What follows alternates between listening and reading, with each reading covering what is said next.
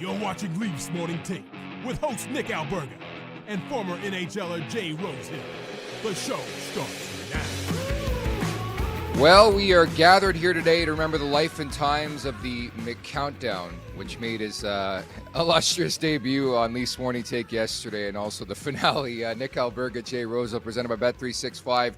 The Tuesday edition of Leafs Morning Take. It feels like Christmas, Rosie. The NHL season kicks off today at 5:30 Eastern Time, Florida and Chicago. I can't wait for that game.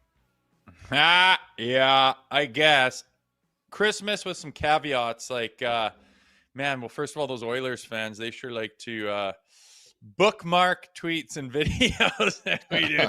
They're just licking their chops to give it to us. And rightfully so, that's fine. But my one retort to that is, why did he dick around so much if he was just going to do that? Like, you couldn't think up that deal in July? Like, I just don't really get why he took so long and caused the fever storm that he did, leading us to be like, oh my God, he's leaving. But I guess the Oilers fans have the last laugh. Good for them.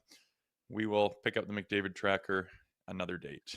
No, it starts today, 998 days. And interestingly enough, McDavid and Matthews could be free agents the next summer or the same summer with the same agent. But I mean, there's so many avenues and angles you can touch on this. I mean, I guess we can start with the fact that nobody saw this coming. I think people thought it was likely he'd re-sign in Edmonton, but 12 and a half, effectively a 10-year deal at 12 and a half per season. I mean, I love McDavid putting it on the line, saying, hey, I'm doing this for the team. I want to win. Here's 3 years. Let's win. If not, then I'll have to maybe look elsewhere. Yeah, it is a hometown discount. I mean, he's not joking when he says all he cares about is winning. What it is a Sidney Crosby contract. He's just following in Sid's footsteps. Sidney's done that. It's a similar AAV when you cross, like Sid's been making 8.7 his entire career pretty much. And in that big one that he signed that got them a Stanley Cup, it was about 13% of the cap that Sid was munching on. So there's no doubt in my mind that Connor knows that, looked at that, crunched the numbers, said, where am I at to allow that to happen? And if I take up 13%, obviously there should be enough meat left on the bone. And now, honestly, there's no way anyone can ever say anything bad about McDavid, no matter what happens in Edmonton, whether he leaves, even during that contract. I mean, he could play the next 2 years, and then in year 3, which is year 2 of that extension, he could leave. And as our buddy Zach said, he's like, what if he leaves and says, hey, we're not winning a cup. We didn't win a cup. I tried to win you a cup. I don't want to leave you high and dry. I'm making 12 and a half. Every team in the entire league would take me at that. Let's give you a shitload of prospects or draft picks or whatever it is that you need, and I'll make my departure that way. And I can't imagine he would leave anything but fans thinking he did everything he possibly could to help the city of Edmonton. Yeah, I think effectively he has launched his exit strategy. I think the fact that he's leaving money on the table and significant money on the table, opening up this window of this season 2 more to say, hey, like, I've saved you guys so much money in cap space. Go out there and make this team better. Let's try to win in Edmonton. I'm right there with you. I don't know how Oilers fans can slag this guy. I think by then, after the end of this contract, it'll be like 13 seasons. He'll be like, 32? I think it's actually pretty brilliant, because if at that point in time he's like, I need a change of scenery, I don't know how people are going to shit on him there. He's given everything. He's done everything. He just did this. I mean, this is the most selfless act I've maybe seen in NHL history in the salary cap era. Like, it really is. This guy's the best player on the planet. He could have easily commanded at least $20 million per season, and he's getting paid like Marner money, dude. Yeah, well, but why would you do that? Like, with Kaprizov and stuff, a little different. Like, you're a generational talent. I don't know what Connor makes off the ice, but like, how many cars can you drive? How big can your house be? Like, this guy, we know, is cut from a different cloth, where he is singularly focused, and that's on winning, legacy, Stanley Cup, being as good as I possibly can, making the absolute most of his career. So to take 20 million would just be like, okay, well, you better go buy another boat, because that's all that's all you've got. You're not winning anything. You can't win with a guy making over $10 million apparently in the NHL in the salary cap era. Nobody has. So 20 million, you're toast. so I understand why he's doing it. And yeah, I've never thought that he would ever, leave a trail of smoke and ashes when he leaves Edmonton, because they love him there. He's given his heart and soul to them. And I never thought that the end of his time in Edmonton would be tumultuous. And I think this seals the deal now. He's going to try to win a cup there. Whether they do or not is yet to be determined. But when he at some point leaves, and maybe he'll stay there the rest of his career, but I don't see them doing anything but having fond memories of Connor McDavid. He is certainly selfless. The sequence is just so bizarre, how he randomly wakes up on October 6th and he gets that feeling he had been alluding to, and then just apparently he just called them, or his agent called and said, this is the deal, let's sign it. Like, I think he could have handled it a bit better. Having said that, I understand the strategy by both parties right now. For Edmonton, just give me the terms. We're ready to sign whenever you are. And if you're McDavid, you're calling your shot. I mean, you're figuring this out. But I think that this just adds more pressure on this team to perform and to win.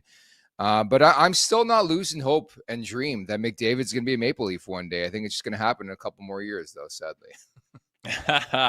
Well, he sure made us look dumb by tiptoeing around and saying all that shit that he said, and then being like, nah, I'll take 12.5 for a couple of years.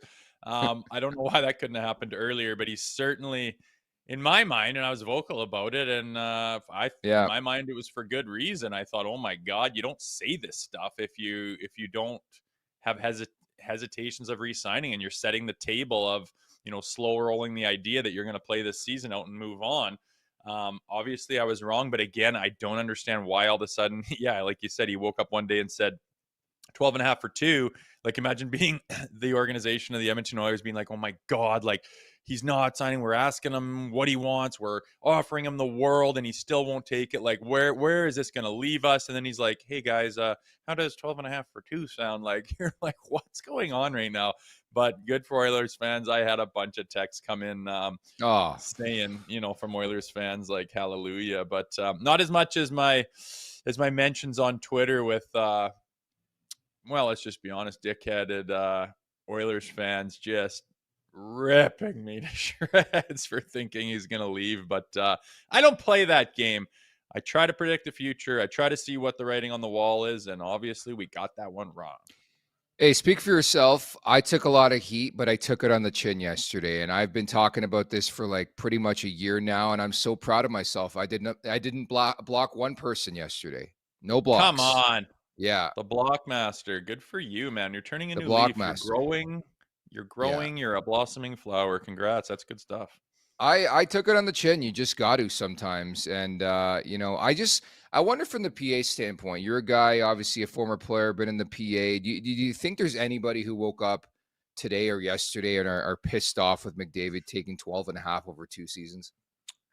I really don't, because everybody knows what this is. He's an outlier. He is unique. Yeah. He is off the table. He is not in the mix and the mumble jumble of all the other players and contracts and negotiations that are going on. He's simply special. Did it screw everyone over that Sid was taking 8.7 for his entire career when he's still one of the best players in the world? No, everyone just knows, that's Sid being Sid. It's literally his fucking jersey number that he's taken his entire life. He took an 80 set. Like, it's a silly number, showing that he's like, whatever, you're going to pay me a bunch, but I'm just making a number that I can live with and that you can live with, and make it low and make myself way more valuable than what you're paying me. That's all I can ask.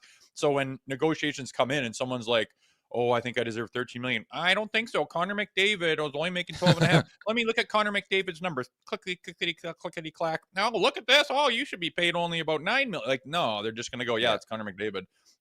And then I think he's going to be removed from all the comparables, and you'll go to the actual comparables because he's just a unique human being.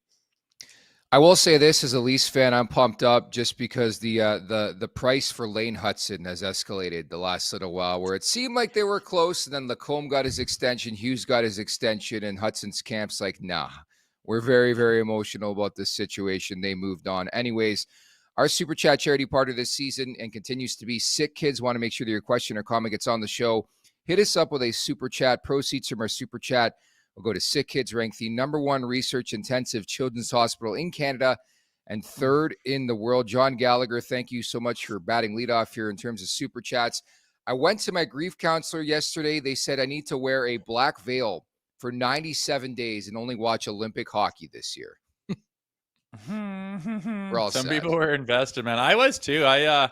And you know what? Maybe down the road, like you said, the 990-day McDavid tracker, that will start ticking down, and we'll be here before we know it. Where I just wonder what his departure will look like. But if you say, like you say, he's planned his departure, man, that's going to give Oilers fans something to laugh at. But say in year 3 they have no chance to win, and he could just jump ship and say, hey, you're going to have to go through a rebuild here. Let me help you with that. I'm going to go and actually win a Stanley Cup with someone who's got the tools to do it.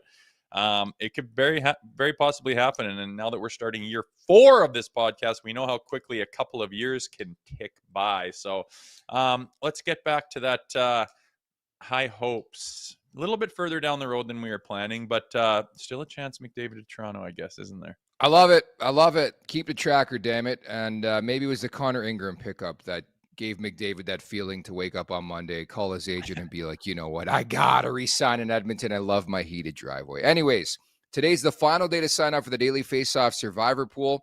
It's a game of elimination strategy and a $2,500 grand prize for the last fan standing. Here's how it works. You start with 2 lives. Each round, you pick one winner from the slate of NHL games. But here's the twist. You can only use each team twice throughout the entire contest. Get a pick wrong, that's 1 life gone. Lose twice, and you're out. The pool runs until there's just one person left standing, and that winner takes home $2,500. Sign up now at dailyfaceoff.com or hit the link in the show bio. Actually, what I did last night was sign up for this great contest. I think I picked Minnesota. I think the first batch of games is Saturday. Busy card in the NHL. I picked Minnesota to win that game, so that's a good start for me, no? Oh, Minnesota, don't you know? Did you really? Playing some ice hockey. Yeah, I used to live there. Good little pickup. So you're out of the gates hot, are you figure? We'll see what happens on Saturday, but Kirill Kaprizov, I would think he's going to come out horny to start this season. They got Philip Gustafsson re-signed too. They got Boldy in the mix there. They got Joel Eriksson-Ek. They got a pretty damn good team on the back end. Zeev Buyam. So I'm feeling Minnesota to start off the DFO Survivor Pool, I should say. Speaking of guests today, we got Keith Primeau. So that's some relatively big news in this market. The Leafs have a new goalie. It's not James Reimer. It is Cayden Primeau, former top prospect of the Montreal Canadiens and son, a former Philadelphia Flyer, among other teams, Hartford Whalers as well. Keith Primeau is going to drop by here, Rosie, in about 20 minutes. Yes, sir. Looking forward to that. Just poaching prospects or whatever you want to call them from our rival Montreal Canadiens. That's kind of interesting. Raise some eyebrows, no doubt about it, and we'll get Keith's take about just that, and being the father of a NHL goaltender as well. So I imagine he's got a lot of interesting perspective as he has a lengthy NHL career. Everybody knows him. His brother was my teammate and unfortunately had to be my line mate for my first term in Toronto, but could not have been a gooder dude. So looking forward to meeting his brother there, Wayne. First question to Keith. How much did your brother text you and call you about having to play with Jay Rosehill on the line?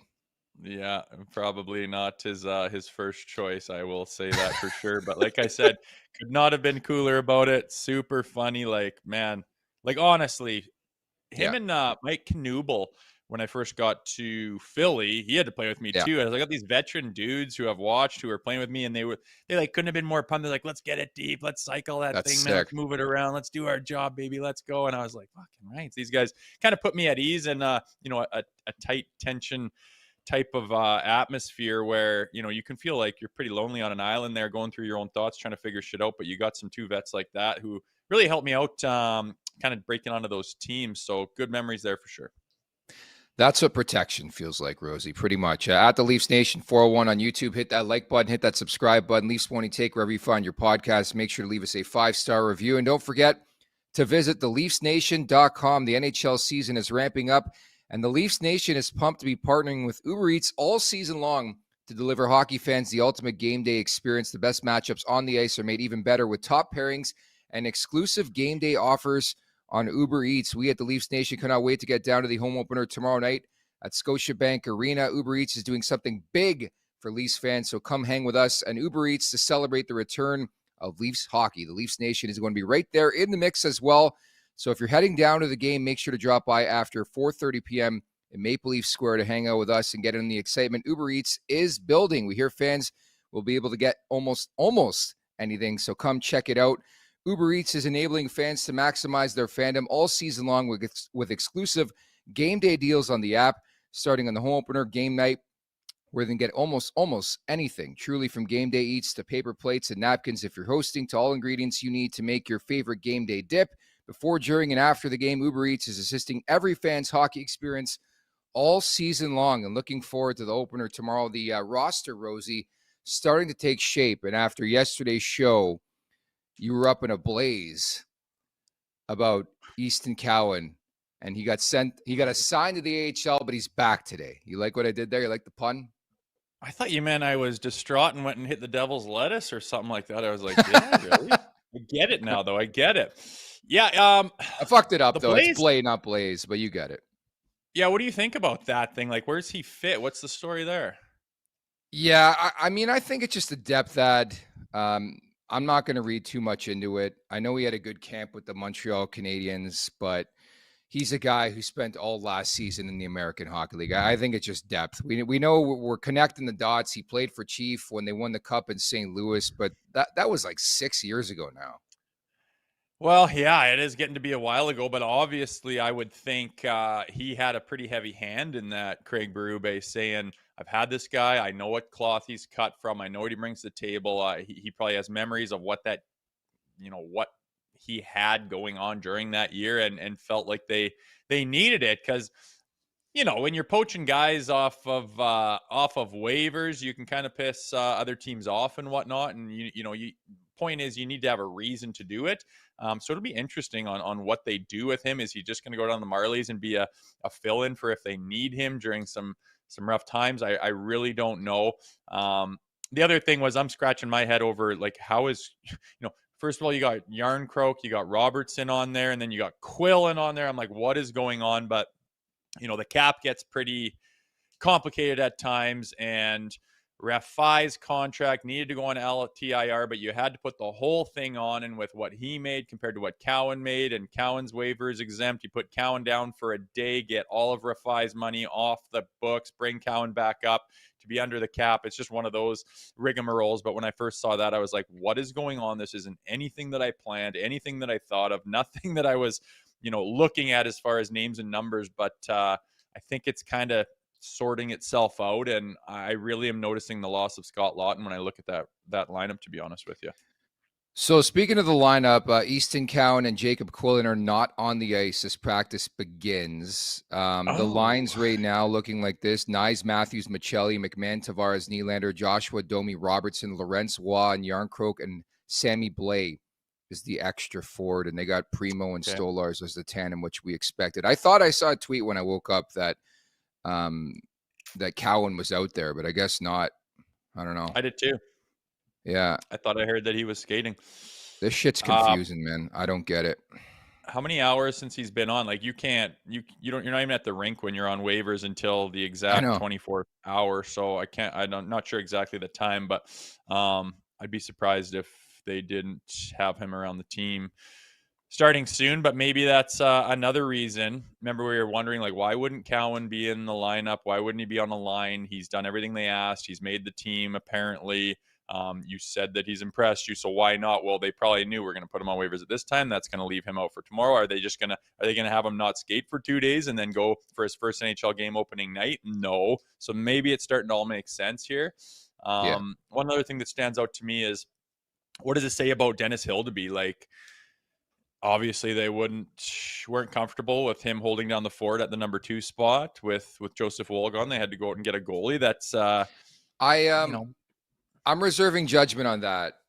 I'll just say the first back-to-back. So right now, assuming everything's good with Stoli, he's going to play Wednesday. Then they got 2 days off, Detroit Saturday, then Detroit Monday, and Nashville Tuesday. So effectively what I'm saying is Hildeby could be recalled for a start here at some point. Then why have they gotten Primeau? I just think it's to get Hildeby some action. I don't know. I don't know the exact like Cayden Primeau, he's a fringe guy. Like, he's not really an NHLer. So I mean, It's what's weird. to say he's any better than Hildeby at this point? I don't know, but I'll tell you one thing. I thought we were going to be talking about a lot different things than whatever the hell this mess is that's going on with this roster right now. Like, did you envision this? Wall's No. fucking gone. All these new guys are here. Robertson's playing. Yarncroke's playing. Nobody knows what's going on. It's a complete shit show. I did not anticipate this. We had the whole summer to talk about it, think about it, run over the lineup, and then all in the matter of 5 days, it just goes poof, and we don't have a Yeah. clue what this thing is going to look like. Like, it's not invoking a lot of confidence in me, to be honest with you. Again, maybe just leafy stuff happening, but I was looking pretty forward to having our guys on the ice and a roster in a line combination and start to see opening night. What do we look like? Okay, where are we deficient? What are these line combinations? And now it's all for naught, which kind of pisses me off a day before opening night, if I'm being completely honest.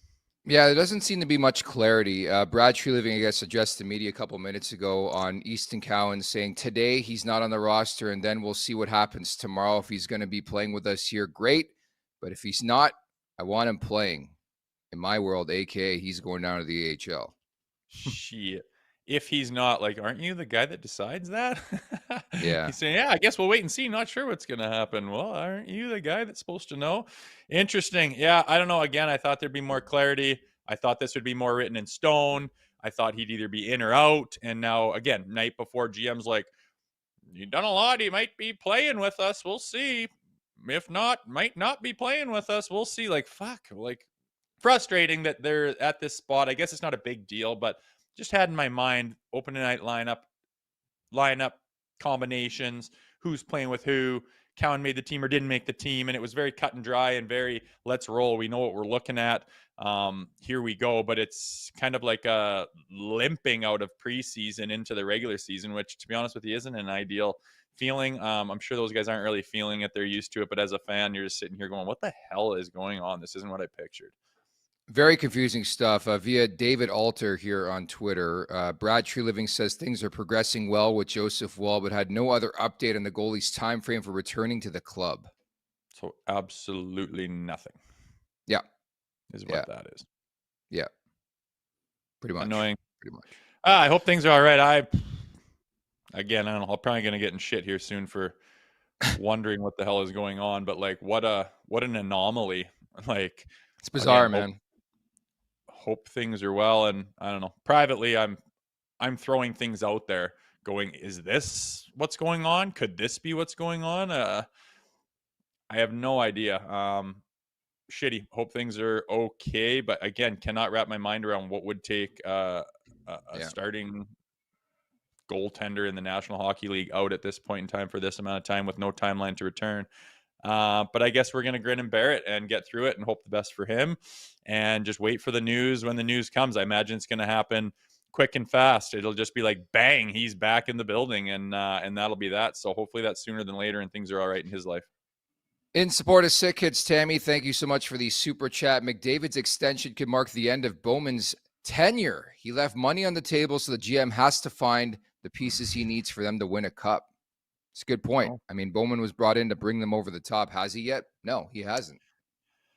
Well, no, neither do 31 other teams every single bloody year. So I don't know. It's just, it's so easy for everyone, armchair quarterback in it to be like, I was talking to an Oilers fan at the rink the other day going, well, like you just go, you got to go and get a goalie. Like, it's simple as that. And then I go, okay, well, who?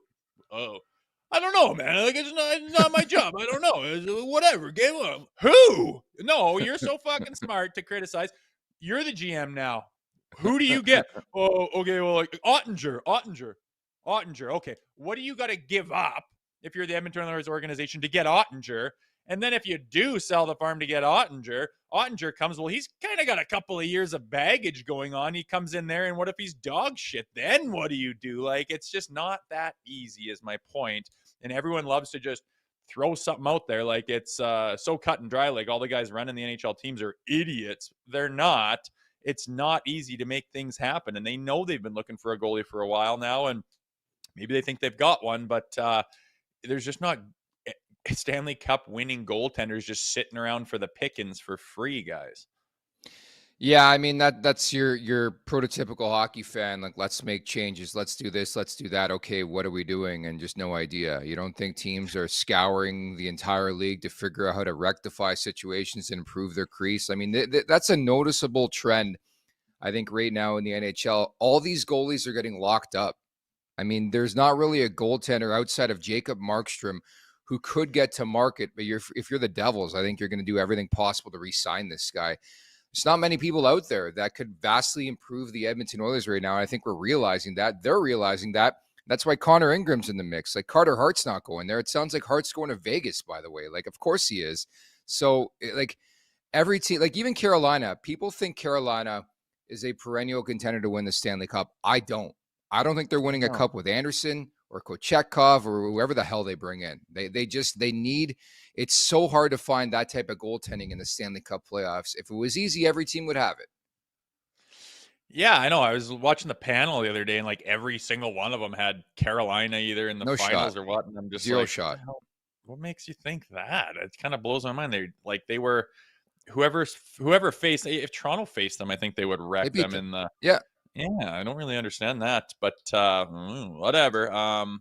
We'll see. But yeah, stuff doesn't grow on trees. Was there ever any talk about Edmonton getting Allmark when he was acquired by Ottawa? Not really. I mean, judging what I know about Linus Ullmark, I think that was a quick fuck no. It wouldn't even be a no; Yeah. it'd be like a fuck no. So, Mm, I think he's rather content in Ottawa, happy to be there.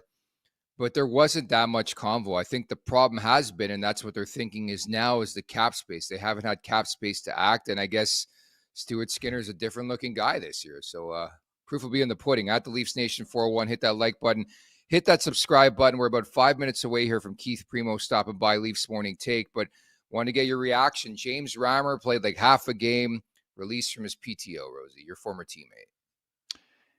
yeah, interesting. I mean, that's the thing with these PTOs, right? They're pretty non-committal. You can bring a guy in and take a look at him, and you have absolutely no, no, and you don't have to do anything with it. I can't think of the word, but Yeah. you can cut them that fast. And what were they thinking with it? Probably a layer of security, probably a lot of unknowns. Probably had no idea what was going on with Joseph Woll or how long it would be, and had a whole bunch of information that needed to come back to them in the meantime. Could not be easier to pick up the phone. Hey, Reimer, why don't you drive over to the rink and start putting some shit on, because we may or may not need you. It's going to be a PTO. We are not committed to that by any stretch of the imagination. And when push came to shove and the season had to start and you had to do one or the other, obviously they let him go and went with, Primeau here or Hill to be, and they thought that was the better route. So, if nothing else, it was helping a guy get off the couch and get some reps and get into the atmosphere. And he has made it clear that he wants to continue his NHL career. So, if nothing else, that was just a simple bit of reps to get with the Toronto Maple Leafs, be around a team, get off the couch, get into the building, and see if he can get off on the right foot with resuming his NHL career. But it will not be with the Toronto Maple Leafs, and I guess you can kind of understand that too. Yeah, I can. I mean, it always made sense, at least in my world, to pluck somebody off waivers, whether it was Primo or DiPietro or somebody, and they Yeah. did it. I wonder if they were throwing Rhymes a bit of a bone. It was cool and bittersweet to see him back in a Maple Leafs uniform 9 seasons later, but I just wondered about the staying power of that, and I just wonder about what's next for him now. Yeah, and depending on what's going on with Wool, with the length of what's going on, can his body hold? It's just tougher going with an older goalie. He's been playing a long time, man. I mean, you're going back to for like a healthy career for goaltenders with their hips and the way they play with the butterfly and all that, man. It's just kind of risky, and I think it's makes a little more sense to pluck someone off waivers like they did and go with some youth and a guy that's absolutely chomping at the bit to make his mark in the league. He is. Saw him in the blue and white already today at practice with alongside his tandem mate Anthony Stolarz as we transition to today's guest, who is Cayden Primeau's father, former National Hockey League, played 15 seasons, former captain in the NHL. Keith Primeau is our guest here on Leafs Morning Take. Keith, thank you so much for doing this. How are you? I'm good, guys. How are you? Fantastic. And obviously that's the big news in your household for sure. What was your reaction when you found out Cayden was a Maple Leaf? Well, excitement first of all. He was traded to Carolina. during the off season, and had an opportunity to go to a couple different places. He didn't have full control, but he had a little control as to where he ended up, and he chose Carolina. And so, he was focused on that opportunity, always knowing there was a possibility with them having two goaltenders that he could go on waivers. I think he felt that they may have wrote it out a little bit longer, so he's a little bit surprised. So yesterday was was a processing day, but ultimately he's super excited about the opportunity, because that's what any player wants, right? They just want the opportunity to prove themselves, and he'll not only get to try and prove himself, but you get to do it in front of family and friends too. Preems, thanks for coming on. I got to say hi to your brother for me. My first tenure in the NHL was with Wayne, and he had the unfortunate luck of playing on my line while I was cracking into the league. So I'm sure you can say hi to me and bring back some terrible memories for him. But thanks for joining us. I was curious. You're not the first father-son, duo to have, a player of your caliber have a son coming into the NHL. But oftentimes it's not a goaltender for, a player of yours. What's that like, having all the experience that you have and having your son come along, but it's at that position, which is so much different than what you played? Yeah, not good and not fun. I solely place that responsibility on his mother. She may contest it a little bit, but right from an early age, he just was drawn to play goal. And interestingly enough, when I caved and decided to let him, put the pads on, right from day one, he was able to stop a puck. It was really amazing. So I wasn't going to be able to change or influence that decision. But it's not fun from the perspective that, like you said, like I have two other boys who both played, and one also played 5 years of collegiate hockey at Omaha and Notre Dame, and you can watch a player, a forward, a defenseman, and make adjustments or make suggestions or analyze their performance. But for goaltending, it's just a completely different position. And then on top of that, he doesn't want my advice. so there's that also. But yeah, it's not fun being a goalie parent. I'd imagine that. I mean, you're a local guy. You just talked about Cayden being able to play in front of family and friends here. What was your reaction? Again, like, it's the Maple Leafs. I'm sure were you a fan of Leafs growing up? Yeah, I was a huge fan of the Leafs. I was, growing up in Whitby. I was, Daryl Sittler and Mike Palmateer. Were probably my two favorite players growing up. So I was a huge Leafs fan. Less of a Leafs fan, obviously, during the course of my career. Kind of recaptured that when Wayne played for the Leafs at the end of his career. My wife and I, we stayed in New Jersey outside of Philadelphia when I finished playing. So we still reside in New Jersey, but all of my family is still in Ontario. And we're huge Leafs fans, huge Jays fans. Huge Toronto fans, so excited for that. Yeah, and is Cayden excited? Obviously, being part of the Montreal Canadiens organization, that's a big market. But have you given him any advice on what it's like? Playing in these huge markets, it's a little different than going and hiding in one of the small ones in the States. Yeah, and I guess to his benefit is he's had the opportunity to be, under the microscope in Montreal for the last 6 years.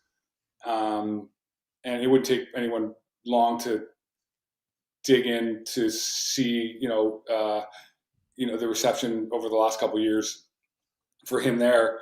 And he's handled it like a true professional.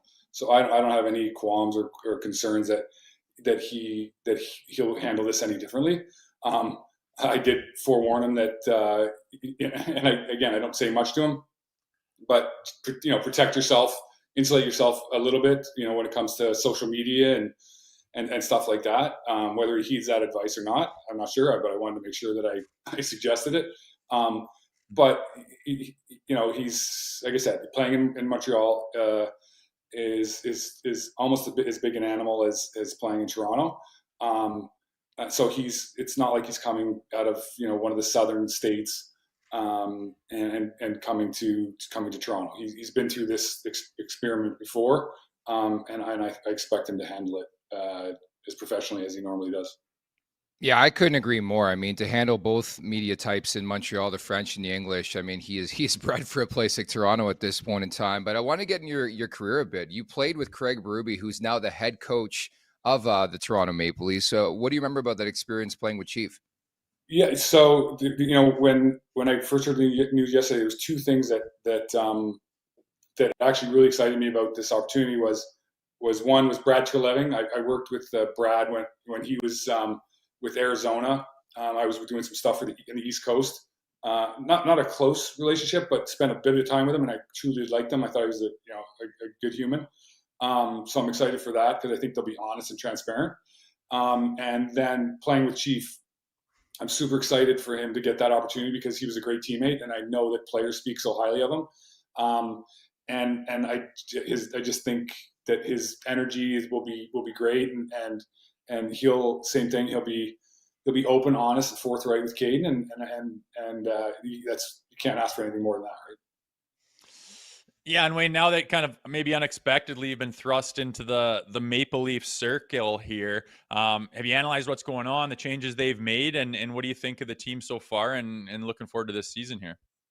Yeah, I have. I don't get too involved in player personnel with NHL franchises anymore, but I certainly keep my finger on the pulse of the Leafs a little bit, and I actually like the transformation.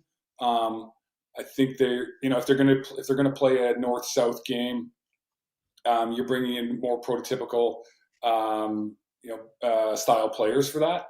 I think the fans are really going to like a player like Joshua. I've seen him in the American League before he went to Vancouver, and he was a hard player to play against. And that's when you're a former player, you're a current player. Those are the words you hate to hear. The guy's hard to play against because they create challenges and hard to defend. And he's a big body, and he's strong in the corners, along the walls, in front of the net. Plays with some grit. But I thought they did that with some of their transformation, and then defensively, I look at their defensive core, and I like the blend. So I'm excited to watch this team starting tomorrow night. We are as well. The Montreal Canadiens, of course, in town for the season opener on Wednesday. I wanted to ask you as well, being a former captain, just your general thoughts on Austin Matthews and the way he's evolved and grown over the last couple of years. Yeah, so I have a 97 birth year son who played a little bit against Austin growing up, and he always saw that ability, that skill, that shot, the finish. So from a talent perspective, he knew he was going to accomplish the things that he did, and then growing into that leadership role, those things take time. You're not completely born with that ability. Some guys just have some of those intangibles, and other guys have to work at their craft and learning how to become a good leader. And he's done that, and some of that is just from past experience, and some of that past experience being failure, and those tribulations that come with that. So he's handling that market and that city and that team as well as can be expected, and not only worrying about the group but worrying about his own game, because those are the challenges that leaders face as well. He's an exciting player to watch, and then he's also doing a great job of leading that group. Well, Prems, we really appreciate you having you on here today. I see that T-shirt you're wearing. I feel like there's more than a couple of reasons for you to get on an airplane here and get back home. No? Yeah, exactly. So we were actually we have a place still in Northern Ontario. We were home for September and got the opportunity to get down to Rogers Centre to watch the game. They didn't win, and I think my son and I, we were 0-3 watching live games this year because we caught them back in the spring. So, yeah, so we talked about driving up to Yankee Stadium tonight for the game, and we decided we'd hold off. We'll watch from the couch, but we're super excited about the way they're playing it. All summer, it's just been really fun. It's been a really fun team to watch, and I hope they can continue, and we wish them luck. I just hope the Leafs grab the momentum as well that the Blue Jays have built here. Just last one before we let you go. Somebody in the chat actually asked, and I think it's a really good question. I like to ask guys who are from this area who never actually played for the Leafs. Was there ever a moment in time in your NHL career where you almost became a Maple Leaf or thought about being a Leaf? It is a great question because there's a great story. In 2004, we playoff run. We eliminated a very, very, very good Leafs team in the conference semifinals in six games. We went on to lose to the Tampa Bay Lightning in 7 games, who went on to eventually win the Stanley Cup. And that was going into the lockout year. I had a young family, just finished up a 5-year deal, and we weren't really. I think I'd only had like 7 regular season goals, and I scored 9 in the playoffs. And we weren't really sure how to value, my worth at the time. And so I went in and I sat with Bobby Clarke and I did the deal myself, basically. Although I had an agent, and I agreed to terms. And they were going to do an announcement. I left and I had a dentist appointment literally around the corner. I was going to see the dentist. As I left the practice facility and I was driving to the dentist office, my phone rings with the Toronto number. I pick it up as John Ferguson Jr.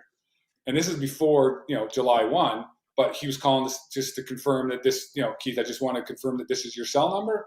In case we have interest on July 1st. And I said, thanks, John. I appreciate the phone call, but I just re-signed in Philadelphia. And so there was a real opportunity, and I didn't regret my decision because Philadelphia became my identity. But there was always a part of me that thought, wow, that would have been really, really awesome and really cool to play for the Leafs.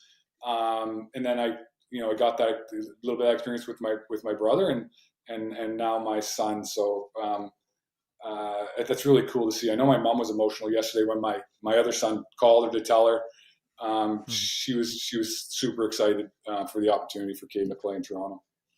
Such a full circle moment. Great stuff there. And we had Jeremy Roenick on the show last year, and I told him I still have bad dreams about that goal back in 2004. But what a series, man. That was playoff hockey. Keith, you're the absolute best. Thank you so much, and hope to see you in Toronto soon. Okay. Thanks, guys. Appreciate it. Thanks, Primeau. Anytime. That is Keith Primeau, the father of Cayden Primeau, who was just claimed off waivers, goaltender here now with the Maple Leafs, former NHLer, played 15 seasons, former captain. I love those types of stories, man. Like the what-if moments where, Keith Primeau almost was a Maple Leaf or could have been a Maple Leaf. I know, like if Ferguson called him before he got the rink that day instead of leaving it, would that negotiation with Bobby Clarke in Philadelphia been any different, as his mind would probably be in a different place? Interesting. Do you think Ferguson was just calling to being, hey, is this your number? My ass he was. Yeah, no tampering happening ever back in the day or now. Love it. Interesting. Yeah, it's lots of reasons for him to be pumped from Toronto. Yeah. His brothers played here. Jays fan, obviously, and his son just got to town with the Maple Leafs. Like, I'd be renting an apartment this month for sure if I was him. But as you can tell, good dude. Keith Primeau, brother of Wayne, as I knew was a really good dude. So I'm not surprised to see that Keith is as well. The chat gave it to you a bit. I think one question you called him Wayne instead of Keith, but that's understandable. You played with Wayne. Yeah. Premium. That's all I called. Yeah. Is that the nickname? Do you have a nickname for everybody? It was Premium? Yeah, just Premium, man. He was awesome. He was always happy, worked his ass off, getting older, having to play with me, sees the writing on the wall, and but he'd be jumping in there first thing, scrumming, face washing guys and laughing about it on the bench after. He was just an absolute beauty. I was lucky to have him there when I was a little nervous at times. No, it's fair, and very fun interview. Thank you again to Keith Primeau for dropping by here. And I thought that question you asked about like being a goalie dad, like. It's really weird because you see him, and he was a center in the league, was a big, power forward. And then, even Wayne was a center, and you have a kid who wants to be a goalie. Like like my brother's a goalie, but never to that level. the nerves from a parenting standpoint. I mean, especially in the NHL when it's, in the bright lights and social media, that must be difficult, especially for somebody who knows the league like Keith does. Yeah, I think it'd be brutal. Yeah. Like it just seems so obvious when a kid, is a forward, right? And his dad's like a Hall of Fame forward. It's like so much you can tell him, so much you can teach him, little tricks, how to pick a puck up off the wall in certain different ways, and just the mental side of the game, very easy. But to have it's almost like, Primeau's experience only goes so far, because then you hit that road of like, yeah, you know nothing about what it's like to be a goalie, you know nothing about the position of being a goalie, of the intricacies, the ins and outs, the mechanics of it, you don't know anything. So it knocks his level of like, what did he have, almost 1,000 games in the NHL down considerably, because you can only give him so much of your wisdom and your experience as far as, hitting the wall once you get to the point where it's a completely different position. So unique for sure. And I can't imagine being a goalie parent either. Every shot, every goal, that's part of the tough thing of being a goaltender is you're the last line of defense. And when a goal is scored, everyone's staring at you. You're the one that's got to go dig it out of the back of the net. And imagine it's a little bit nerve-wracking for a parent for sure. Speaking of which, thank you to Leaping Lanny Poffo for the question about if he ever was almost a Leaf. I love asking those questions to guys who never were Leafs, but are local products, of course, from Whitby there, as he referenced. So really cool full circle moment for Keith Primeau. At the Leafs Nation 4-1, hit that like button, hit that subscribe button. Just to brush up on Cayden Primeau, he's 26, 55 games in the NHL, 13, 24, and 7, 3.69, 884. 3 shutouts. Having said that, coming off a really good showing last year in the American Hockey League. And you just hope, again, we don't know what's going on with Joseph Woll. If you're to ask me right now, I don't think Primeau's a Leaf long-term. I think he's a good guy to have in terms of depth, but I think obviously in a perfect world, you want Joseph Woll back in the mix ASAP as quickly as possible. But Rosie, without question, this is a massive storyline to start this season, right? Because you can't play Stolars every game. Like, right away, I know this is going to be a huge question in the media. When Stolar is going to get rest?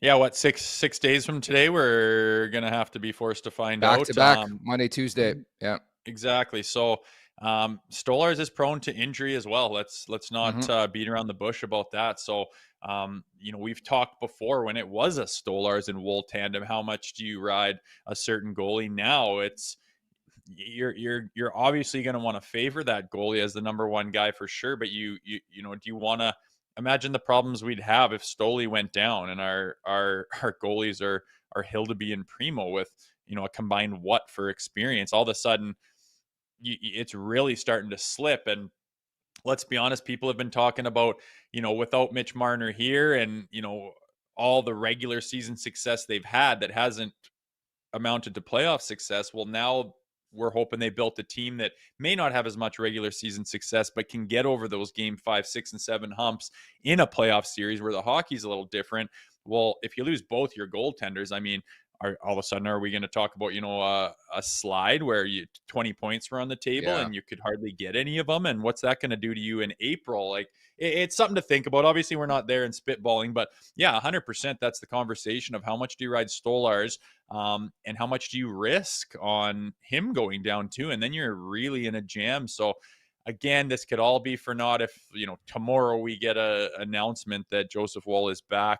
I hope that as much as anything else in the world, we can get this thing back on track. But, the Leafs obviously making moves that they think they need to make to keep this thing on the rails and to give them the best chance for rattling points off as they're coming hot and fast here starting tomorrow. Man, it's just such a volatile position again. And I fear on behalf of the New York Rangers who pay Igor Shesterkin $11.5 million. I don't know if it's a collective thing. You just don't know if your guy's going to show up one day or somebody's going to get banged up or this or that. It just always seems to happen with goalies, man. They're not very trustworthy, in my opinion. Like, outside of Connor Hellebuck, right? Like, who is there out there? What do you mean? You're calling him trustworthy? He's shit his pants in the playoffs like 3 years in a row. So good not point. Even close to him. And you Valid can be point. that good, yeah, and then just lose it in the playoffs. It's I think it's the most mentally demanding position in hockey. Like, you can hide a little bit as a right winger, and you can do some other things if you're not feeling it, and find a way to stand out if if you don't have your game. But as a goaltender, I mean, one little hiccup, one little misstep, one little losing your position or your angle, or one little bite on a shoulder drop, and and the margins are so thin, especially in the playoffs. That is the difference between winning and losing a series. And man, it's a lot to put on the shoulders of goaltenders, and young ones especially. It's difficult. So hats off to the ones that can perform under it, and it's understandable the ones that don't. But like you said, they're very important, and you never know what's going to happen with them. They're kind of hard to trust. Shout out to our friends over at Oilers Nation in the chat right now. All they said was Connor McDavid. And shout out to producer Vic, who responds with 998 days. So the countdown continues. But I wanted to ask you this question before we wrap. You have one game, winner take all in the NHL. Any goalie you want, who you taking? Oh, wow. Throw it on me right now. Stuart Skinner. Oh, Skinny. No, I don't say Skinner. For me, it's Vasilevsky. Yeah, Vasi's pretty good. I mean, Bobber is unreal, but also I know Stolarz is as good as any goalie in the league. That's where I was leaning with this, baby. Let's do it. Sorry, Stolarz. A little bit of bias too, but look at his numbers, his poise, his calmness, his ability in there. I think he's a phenomenal goalie, and I just waiting for his chance to get there. And God damn it, watching that Prime series, I did get past episode number 4 yesterday, and to relive that and remember all the details of it, it's like, oh my God, like what would have happened if Stoli didn't get knocked out. And I can't believe that bump. Say what you want to say on Ben, I don't really care, but that I can't believe that knocked him out of the playoffs. Like it seemed fairly harmless, regardless of whether it was legal or not. I can't believe that knocked him out with a concussion. And I think it was the shot. Remember, he took the puck off the helmet. Yeah, he said, didn't he come on the show and say it had nothing to do with that? He said that was completely irrelevant to the injury. It was the bump from Sam Bennett, and it was not more than a bump. The way they get you. We've seen Crosby have, serious complications due to concussions where it barely looks like he gets bumped. He's not the only guy. So I do look back and wonder what would have happened. You see some of the stinkers they threw throughout the rest of that series, and could that have been different if Stoli was kicking him out in there? I guess we'll never know, but it sure sucks to go back and relive it. I think it's a recency thing, but the chat is piping up on this conversation. The question I just asked you, winner take all game goalie, who you grabbing, who do you want? And a lot of people saying Sergei Bobrovsky, which I totally understand. He's won back-to-back Stanley Cups. But on that note, you did watch the Amazon series, and I gave you some homework yesterday. What did you think of that little diatribe there, about 30 seconds long, midway through? They're playing Florida. They go in the room, and people are unhappy about the way the team's playing. People are Mitchie wants everyone to be hitting more. I didn't know that was in his repertoire. I didn't know that's what he valued in a hockey game based on his play, but apparently he really values everybody hitting everybody. That's what's going to get her done in the playoffs. Interesting. I also chuckled at Tkachuk, when I started this show, I was just like, I need to keep the perspective of what it was like to play in Toronto and the pressure and you need to be able to get past pressure. Well, yeah, obviously you do, but one team has to get past a lot more pressure than a bunch of others. And watching that and the buildup and the intensity and seeing where it went, after game 3 and starting to hesitate a little bit, and even Chief going this is going to be a shit show back in Toronto. We know this. And it's like, oh my God, there's so much riding. You're just vibrating all the time. And then they cut to Dickhead on his scooter on the beach laughing no one gives a rip.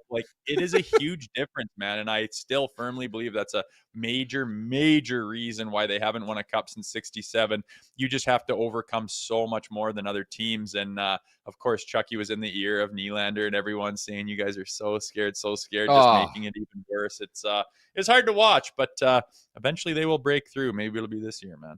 I'm so jealous again of that confidence. I watched the Brady Tkachuk episode yesterday, and just the first family of hockey right now is the Tkachuk family, how chill, calm, cool, and collected they are. It was kind of cool to see the behind the scenes too of the Canada-US game and the scraps. And I love how Keith Tkachuk in the stands, who came on Leafs Morning Take last year, he knew he told his wife, he was like, watch, they're going to dance. And he's like, they're about to do it again. I love that part. That tells you how that was planned out the night before. He had 100% knowledge of that happening, even after the fact, we were all surprised when they're squaring up off the opening face-off. Like, oh my God, this is like you're just not used to that sick. with a tournament, an international tournament like that, because usually the Olympics are so chicken shit you can't even cough on a guy or you're getting suspended for the tournament. So we were like, whoa, and then Keith knew, oh, it's not done. It's like, I wonder what kind of information you were privy to, but it was cool to go back to that tournament because that was bloody awesome. I'm genuinely curious to see if they can get back to that type of level at the Olympics. Double IHF officiating, there's no scrapping. What kind of team does Canada bring as well? Like, I wonder if they go the younger route. Level of intensity in the IOC running the show. Like, they're just complete chicken shit hockey. I'm fully prepared for it to be completely a feeling of letdown and excitement and intensity. That's what hockey's all about. That's what I love about it. That's what everybody loves about it. And that's what I've been so annoyed with the last 15 years, them absolutely sucking the intensity out of the game because, I don't know, chicken shit's call the shots now. And you're going to see in the Olympics, man, they will not allow the intensity level to get up, even if no penalties are being taken, even if no one's fighting. They'll just blow it down, put a team at a disadvantage, and pull everybody back so that no one dares let themselves get a little bit intense out there for fear of taking a penalty, which inevitably is going to happen like clockwork when the Olympics are at play. Sorry to say. We'll see you in February, my man. It's time now for the last call, brought to you by Bet365. Whatever your bet is, it's never ordinary at Bet365. Download the app and get in on the game. Use code NATION. That's NATION, N-A-T-I-O-N. Must be 19 or older. Ontario only. Please play responsibly. If you or someone you know has a gambling problem, visit connexontario.ca. Blue Jays tonight. I like the Jays sweep. Shane Bieber, I believe in that guy. He's got a nasty change piece. I think the Yankees are in trouble, so give me the Blue Jays money line. And since it's the opening night of hockey in the NHL, there's a triple header, dude. The ass groove of my couch is going to be tremendous tonight. I can't wait for this. Starts at 5:30 with Chicago and Florida. The game I'm looking at is the Rangers-Pittsburgh Penguins one. Mike Sullivan, revenge game, first game against the Pittsburgh Penguins. I think he's going to destroy them. I like the Rangers this year to get back into the playoffs. And so I'm going to take the Rangers three-way, so in regulation against Pittsburgh. I like it. I can't believe they actually missed last year. That doesn't really seem right. But I'm sticking with the Jays game. I've already munched the money line, which has been over like 130 every single game, and they pretty much destroyed them. I think their bats are hot as hell, and when that team seems to be hot, they seem to ride the wave. I'm taking that. I'm also going to sprinky the run line a little bit. I can't see it right now. It's got the plus 1.5. I want them at minus 1.5. I think they can, get hot bats and take off like they have with, what was their average runs the first two games? Like 10 and 11. It's crazy. So I love it. Can't wait for that. And I don't have any hockey today either with the kids. So we are going fishing, and then we are coming back to watch a little hockey and a little ball. So it's going to be a hell of a day for this guy. I finished Godfather Part 2 last night. Poor Fredo, man. Guy was just fishing, and that was it. I love those movies, man. He knew it was him. Oh, yeah, I love those movies, man. They're just, I was actually going to ask you, should I watch Part 3? Like, you've seen all three, right? I've seen them. I hate the third one so much, but there's like a rejigged version they put on Netflix. Do I go and watch it? I was just going to see that. If you're in the zone right now, just cranking off the first two, you might as well dip into it. But if it's ruining the first two for you, then bail. But the first two are just, the second one's a masterpiece. Anyways, that's all for today. We made it, Rosie. The final sleep. We got Maple Leafs hockey tomorrow. It's for real. A bunch of debuts. Lots cooking on tomorrow's show. Zach Phillips will drop by. We're going to do a mega roundtable tomorrow to break down the first game of the season. And in about 30 minutes, we're going to interview another goaltender, or we're going to interview a goaltender. We can't release who it's going to be, but you'll hear that interview and see that interview tomorrow on Leafs Morning Take. There's a bit of mystery. You got to have the mystery. I like it. Someone interesting, a goaltender who's been in the fray recently. We'll see who it is tomorrow. I don't know. Tune in to Leafs Morning Take tomorrow at the Leafs Nation 401. Hit that like button. Hit that subscribe button. Many thanks to Keith Primeau. Thank you to producer Vic. For Jay Rosehill, I'm Nick Alberga. We'll talk tomorrow. Take care, everybody. Make sure to check out more of our content right here on the Leafs Nation YouTube page. We got long-form interviews. We got clips. We got epic rants by Jay Rosehill. We simply have it all. And don't forget, you can find out much more at theleafsnation.com. Thanks so much for watching.